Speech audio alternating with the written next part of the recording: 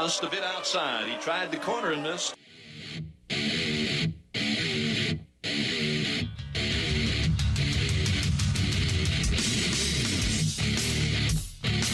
You know, there's a lot of baseball talk out there. A lot of it softballish. Not here, not now, not with just a bit outside with Jim Toman. This is hardcore hard ball on Sports Talk. Coach, good evening. How are you? Phil, how you guys doing? I'm doing great. We're doing better than Clemson and South Carolina did over the weekend. What in the world? Well, it was a bad week. As Coach Tanner would say, it was a bad week. And it's over, so they got to move on. And I'm going to give a little motivational talk because it's over. Now, the thing that they have to do is how are they going to react, okay? We got to turn this into a positive, Phil, for both them squads. It was a rough week. We got swept. Clemson, they're in the best shape of between Clemson and South Carolina. And you got Coastal Carolina and College of Charleston. They're all fighting for their lives to get in a regional right now. I think Clemson's RPI is still 7, so I still think they're a national seed if they can win tomorrow at Coastal. And give a quick shout-out to Gary Gilmore. On Saturday, they had Gary Gilmore Day, and they retired his jersey.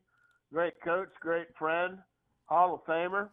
And, if they can make a run here late, they're trying to get in a regional. Now, they're 7th or something, or tied for 7th in their league, but Coastal's RPI is still good enough to get in a regional at this point. But let's go back. Let's start with Clemson. They went down 3 in the RPI.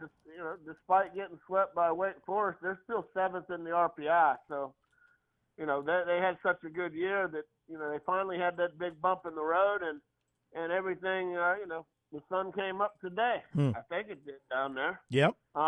They're still a national seed. I mean, depending on this weekend, and all the games are important, but even the ACC tournament, they're 17-10 in the ACC. They'll probably finish second overall to North Carolina, I would assume, in the ACC. They go to Clemson, and then they have 3 games, which is against Boston College, who's a tough squad, but they're at the bottom of the ACC, and Clemson will be at home. They did get outscored 25-10 in the sweep, but they had a game or two where they could have won against Wake. Wake's hot again. They're a good squad. They're in the top 10. They were in first for a long time in the country, so it isn't like they lost to the Sisters of the Poor. South Carolina, okay, what are we going to do now? We're down to 19 in the RPI. They lost 6 places in the RPI, got swept by UGA. UGA is just like Wake Forest. They're big bangers. And so it was the first time that South Carolina's been swept at home for 5 years. I think Vandy did it in May of 2019. South Carolina's 33-18. They're a game under 500 in the SEC. They got outscored 39-21 by UGA in the sweep. That's not good, but they can't dwell on that. They got to toughen up, and they got to rebound quickly, okay? We got to go to Tennessee, number 1. No one said, this is a Coach Tanner phrase, no one said it was going to be easy, okay? And he said, if you're afraid, you know what you do, Phil? You get a dog. Okay, ain't no time to be afraid. Right. Okay, South Carolina needs to go into Tennessee acting like they're going to win 2 out of 3, and if they do that, they could be right back in the hosting mode. Yeah. Because Tennessee is number 1 in the country.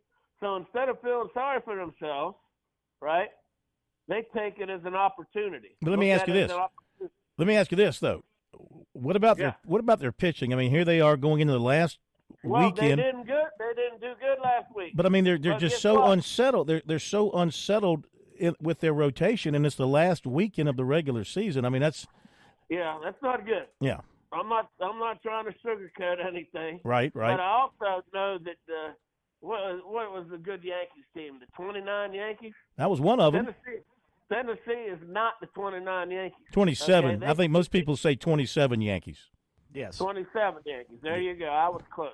Okay, I'm not a Yankee. They were fan. probably good in I'm a 29, but Pittsburgh that was the year of the Great Depression. So I'm not sure how good anybody was that particular year.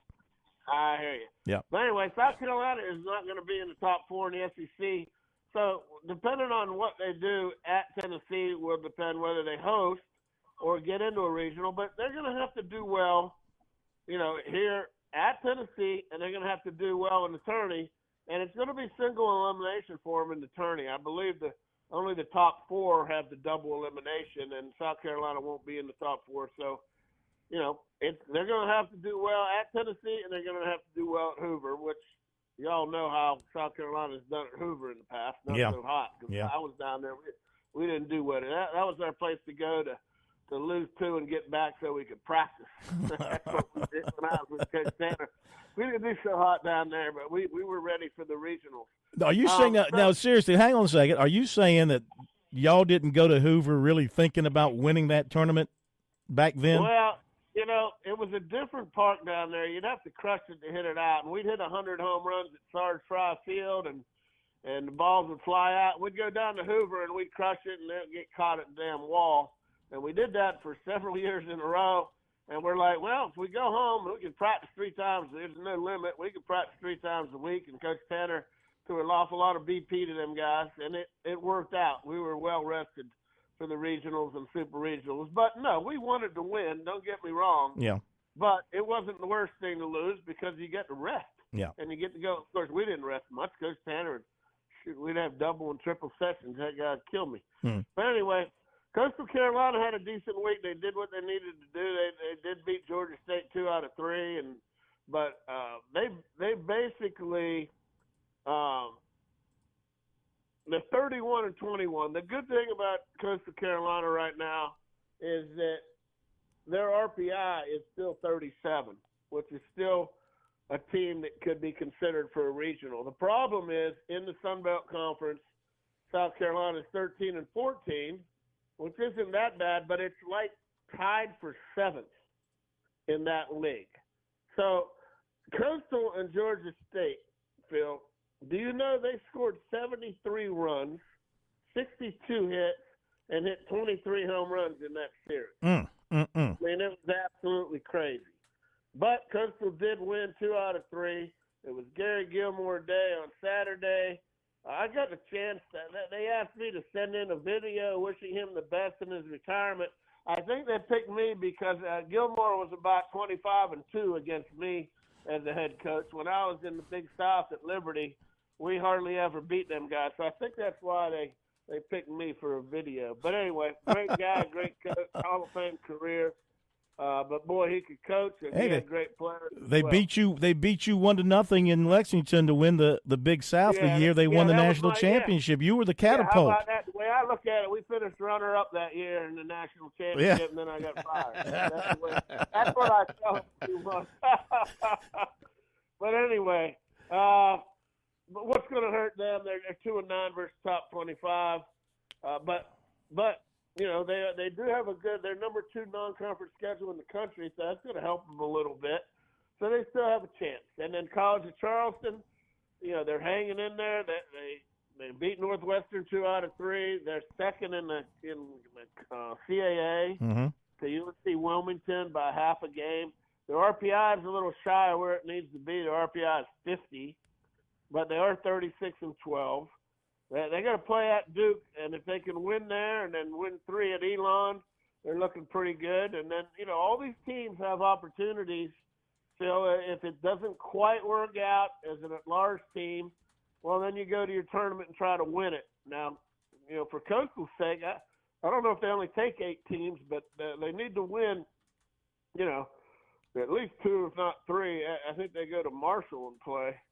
Or they play, at Marshall. So, you got to get in your tournament to have a chance to win it. And all them teams have a chance to win their tournament, and that's how you get in overall. You don't have to worry about the at-large deal. But, the rest of the state, USC Upstate, they're second in the Big South. Their RPI is 91. They're a nice squad.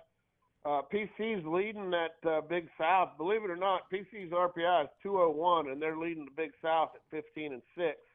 But you don't get anything for winning, the Big South regular season. You got to win the tourney, and that's how PC got in. I believe it was last year or the year before they got in. Yeah. So I could see someone like Upstate or PC, winning the Big South tournament. They're right there. There's 4 or 5 teams about the same records, and anything can happen. Wofford's having a nice year, 70 RPI, but they're only 10-7 in the league. Charleston Southern 20-28. Citadel is still struggling. Winthrop still struggling. Real quick, going to give you a couple shout-outs. I know you can get on me if we're going over, but go ahead. Hey, it's coming down to crunch time. We got to get some of this info out there. One more shout-out to Gary Gilmore. They retired jersey number 14 at Coastal Carolina. Shout-out to a former Landon Powell, former Gamecock. North Greenville got the bid to the NCAA D2 World Series. Shout-out to Flodar, which is Florence Darlington Tech, going back to the JUCO World Series in Grand Junction. That's a big deal for the JUCOs. Yep. Congrats to Francis Marion's coach, Art Nabidet. Yep. If that's how you pronounce it, I always just say, hey, Art, how you doing? Because his name's hard to pronounce. He's won 704 games in 24 years. Great career. He's shutting it down. He's retired. Also, shout out Maryland Eastern Shore. We got it going still. We have the perfect, imperfect season intact. They're 0-45. Ooh. They're 0-27 in the Northeast League. They have they're 305, which is last in the RPI. They got a game at UMBC and 3 at Sacred Heart. They got 4 games left to be imperfect. We'll see what happens there. My advice down the stretch, when you're talking about South Carolina, Clemson, and all the teams, it's time to get tough, okay? We still have great opportunities, time to compete. And like Coach Tanner said, if you're afraid, get a dog. How about in the words of ex-Steelers coach, I'm showing my age here, Chuck Noll, growing up winning all them Super Bowls, Chuck Noll's big saying is, whatever it takes. And that's where these teams are right now. Can't feel sorry for themselves. They got to get their ass up off the floor, do something about it, and get it done. So I'm pulling for all the in-state South Carolina schools, and we'll see what happens next week. Coach, outstanding. We appreciate you. Talk to you next Monday.